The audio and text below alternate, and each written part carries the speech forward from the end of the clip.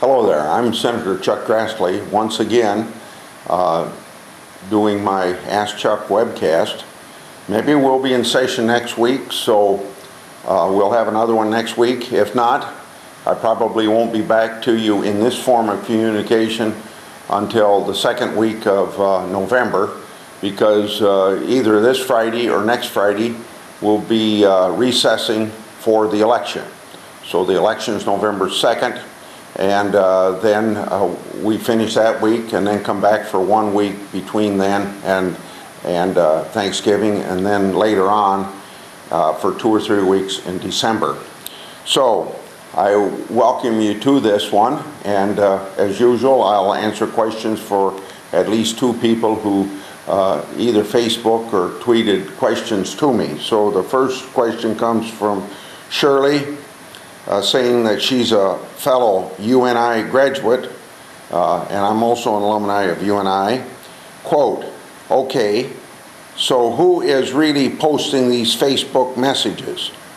I can't see Mr. Grassley doing it. Well, Shirley, you're wrong. I do all of the posting on my Twitter, Uber Twitter, and from there it goes to Facebook.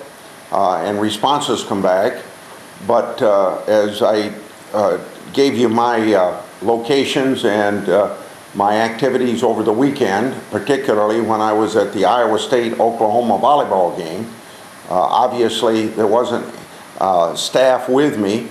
I did it all by myself, and so I find it quite easy to tweet and appreciate very much your asking questions. Because recently I ran into somebody who said something to me similar to what you said. Well, now who does that for you? So I whip out my BlackBerry and say, what's your name? And so I put in the BlackBerry on Uber Twitter that I am here in a conversation with so-and-so. So it's an opportunity for me to show people that I do tweet. And thank you for your question and an opportunity to set the record straight. The second question comes from Linda, a first grade teacher from Des Moines.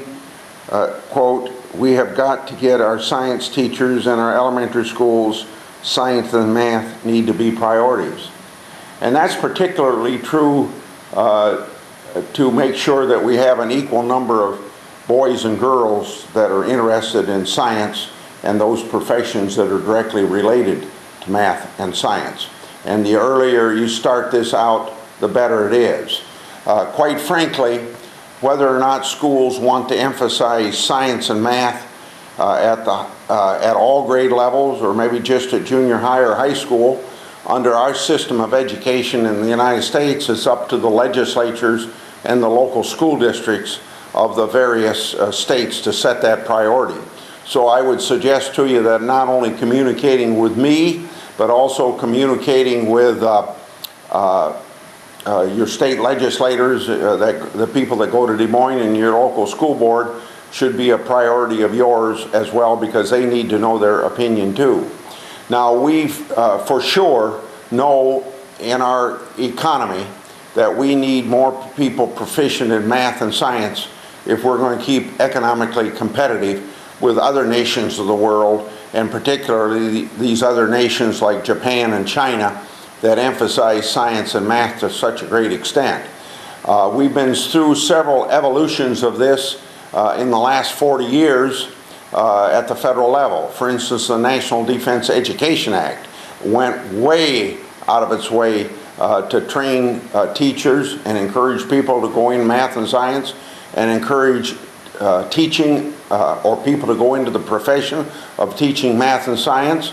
And then we also had a lot of programs set up for in-service training of teachers of math and science, but not necessarily, as you directed, that we need to have more of this at the elementary level. But the idea was that training people to teach, and if you got enough of them, you would probably put them at all levels. And then later, we had a program that is now current called acronym STEM, S-T-E-M, Science, Technology, Engineering, and Math. And so there's additional money coming from the federal government for those programs, but it's not a direction to the states or the local government that they ought to put teachers at certain levels. And then also, we previously had programs for money for science teaching and math teaching, but lately that was rolled into a block grant going to the states and the local communities, so that the local communities would have more freedom on how to spend that money.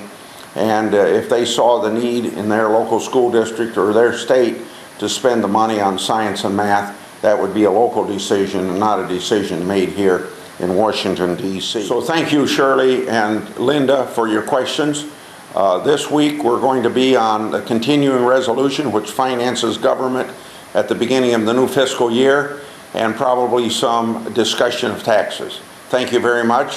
Hopefully see you next week, but if I don't, then the second week of September through Ask Chuck. But don't forget that I'm on the internet, Facebook. My website has all of the speeches and positions that I have on bills, and I hope you'll participate in the meantime through those methods of keeping in touch with me.